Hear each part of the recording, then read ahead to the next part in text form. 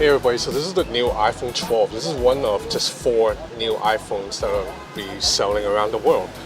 Personally, and I think a lot of other media agree, this is probably going to be the most popular model of the 4 new iPhones because this is kind of like the middle one. It's not too small like the mini, and it's not too huge or too expensive like the Max. So the iPhone 12 starts at $799 US. That's 800 bucks. You know, for an iPhone, that's considered really good price. And this is definitely a flagship because this phone runs on the A14 Bionic, which is Apple's top tier chip, which means it's the most powerful silicon right now. And for the first time in a non-Pro iPhone, you have an OLED screen. So all you're really missing is that extra telephoto camera from the Pro phones. So for 800 bucks, this is going to be a really good deal. But Apple's longtime rival Samsung also released a similarly good deal phone just recently. So this is the Galaxy S20 FE. So this phone starts at $700. So it's 100 bucks cheaper than an iPhone, and you're still getting a Snapdragon 865, an OLED panel with 120 Hz refresh rate, and a triple camera system. So both of these are arguably the most affordable flagships of 2020. So let's do a comparison. So first, let's go over the hardware. So as mentioned, this phone has a 120 Hz OLED panel. It's a 6.5 inch screen. Now the iPhone has a 6.1 inch 60 Hz panel. So by default, going by the spec sheet, you would think the S20 FE wins huge in this area. But I would say this is a better panel, but only slightly. That's because Apple, you know, they've always been really good at optimizing software because they build software and hardware at the same time. So they have a synergy that most other Android brands do not have. So even though this phone's refreshing at double the speeds, to be honest, when you're looking at it, you only see a slight edge for the Galaxy S20 FE. This is still a better panel, especially when you factor in that it doesn't have a giant notch, but I'm just saying the gap is not as wide as you think. This is still definitely one of the best panels around if you can get over the fact that there's a giant notch. Now look at the camera system. So they're actually quite similar in terms of numbers. For the iPhone 12, you have a pair of 12 megapixel sensors. You have a main camera, it's a main wide camera, and then an ultra wide angle camera. With the Galaxy S20 FE, you have a 12 megapixel main camera, a 12 megapixel ultra wide angle photo. So going by megapixels, they're exactly the same, but this module also has an additional 8 megapixel telephoto zoom lens. So that means if you're comparing photos between these two phones, anytime you're zooming more than 2x, this phone is going to win.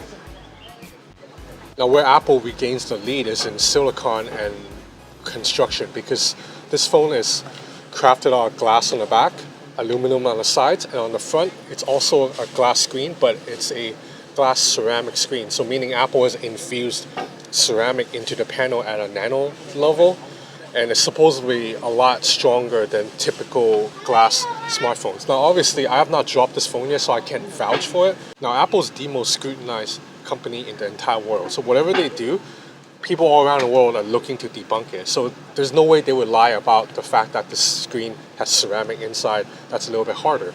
We'll know in a couple of weeks when people do drop tests and stuff, but I would say pretty sure this screen is more durable than the screen. And if you flip it to the back, it's not even close. This is a nice premium glass panel, whereas this is plastic. It definitely feels plastic. But I do like that the back of the S20 FE curves a little bit, so it actually fits into my palm very comfortably, whereas the iPhone 12 kind of sharp corners. It's not the most comfortable phone to hold in my opinion. Now moving on to silicon, the iPhone 12 runs on Apple's A14 Bionic. This is a 5 nanometer chip, and it's the most powerful silicon in the mobile space for now. The S20 FE meanwhile runs on a Snapdragon 865, and it's still a very capable chipset, but the A14 beats it in benchmarks, in real-world performance, in just about every metric. Now when I say real-world performance, I don't mean basic stuff like opening Instagram, because both of these are going to be plenty fast if you're just opening Instagram. But where the A14 really shows its power, it's in really complicated processing, like neural processing of images and video and complicated data, stuff like that. Now as for the rest of the hardware, the Galaxy S20 FE has a 4,500 mAh battery. That's enough to last the phone almost an entire day, well just about an entire day. And there's 6 or 8 gigs of RAM in here. I can't give you these numbers on the iPhone 12 because Apple notoriously does not reveal battery size or how much RAM you're getting. So we won't know that until somebody breaks open the phone, and I ain't gonna do that. But I can tell you that for the most part, the S20 FE has better battery life. Maybe it's because this is the first iPhone that supports 5G, and also I've been shooting a lot of videos. The iPhone 12 and the 12 Pro that I've been using, they have not been able to last me all day. So meaning I would leave my house around 10 a.m. or sometimes 10:30 or 11. I would use my phone heavily, and by like 6 or 7 p.m., it would already be down to like 20% when the battery bar goes red.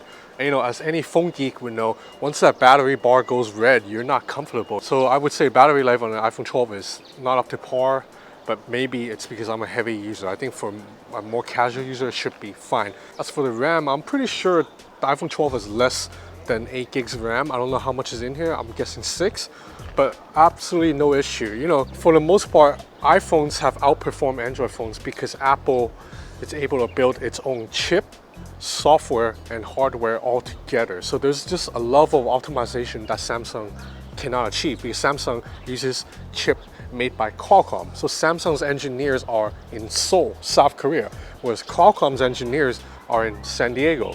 So you see how there's like a gap right there, so they can't work as closely as in California, where everybody's working under that one spaceship looking thing in Cupertino. Now that's not to say the S20 FE doesn't perform well. Everything zips around perfectly fine, but there's just a level of synergy with the iPhones that you get that Android does not offer. Now as for the camera performance, I would say if you want versatility, the Galaxy S20 FE is a more versatile camera because the ultra wide angle camera goes a little bit wider and you get a better zoom camera. And as for still photos, they're pretty comparable. Both of these phones excel in dynamic range. But you're shooting videos, the iPhone 12 wins because this is the first phone in the world to shoot in Dolby Vision. So Dolby Vision, it's like a professional grade of dynamic range that Hollywood studios uses. So what the iPhone 12 Pro can do is when you shoot a video, you're shooting in Dolby Vision, so that means it is dynamically picking up the dynamic range in real time and adjusting on the fly. And where the extra dynamic range comes in is when you switch from really brightly lit places and you step into shadows. So the Galaxy S20 FE is already really good at this, but I can see for the most part the iPhone 12 exposes a little bit better. Like I can see the texture of the floor is a little bit better right now compared to the S20 FE. Both are handling the sun exposure pretty nicely, but I can see the clouds a little bit better on the iPhone 12. And then here you see the shadowed area next to the Standard Chartered Bank is a little bit darker on the S20 FE, and it's really dark in fact, whereas the iPhone 12 still exposes it pretty nicely. The iPhone 12's video will just fixes its lighting a lot better than any Android phone can do right now. And for the most part, I like that iPhone's video just have an extra level of fluidity. And I'm not just talking about stabilization, but even when you're zooming in and out. Look at how seamless it is to go from ultra wide angle camera to 3x, ultra wide angle camera, 3x. This is a level of fluidity that no other Android brands have been able to achieve. You see, every time I switch to ultra wide angle camera, there's a little bit of a pause. It's just not as fluid. Enough talking, I'll just show you photo and video samples right now. You can be the judge, but for the most part, I say the iPhone 12 is a little bit better than the Galaxy S20 FE if you're shooting videos and just main photos.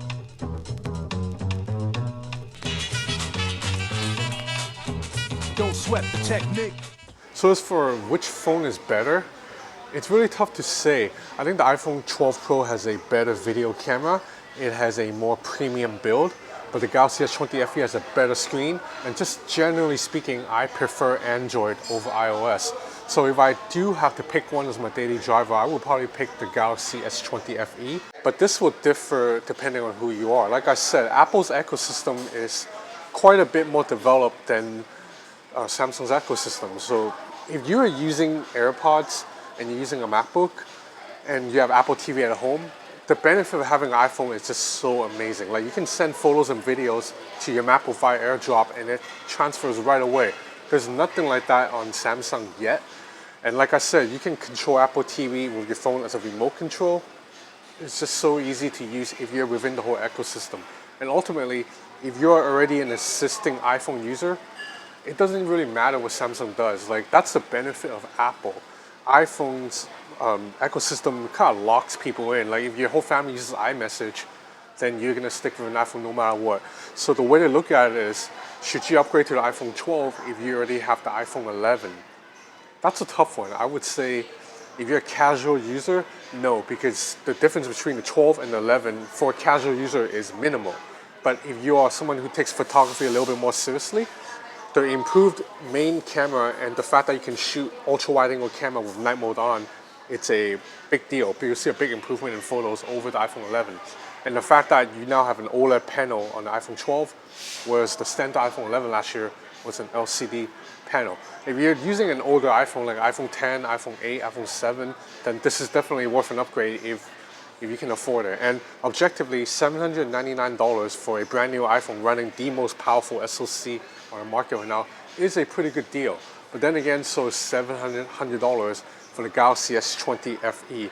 Now, I personally think this blue color is a little bit boring, but the FE also comes in a bunch of different colors too. So you can find something that looks a little bit better than this, I think. But ultimately, plastic is plastic. This phone does not feel as premium as the Galaxy S20 Ultra or the Note 20 Ultra. So anyway, that's about it for this video. I have a lot more content coming up. I'm going to be testing the iPhone 12 against many other phones, including the Huawei Mate 40 Pro, which I'll be getting very, very soon, and the OnePlus 18, a bunch of other phones. So if you're interested in more content like this, please consider subscribing to my channel or follow me on Instagram at Ben's Gadget Reviews. So that's it for now. Thanks for watching.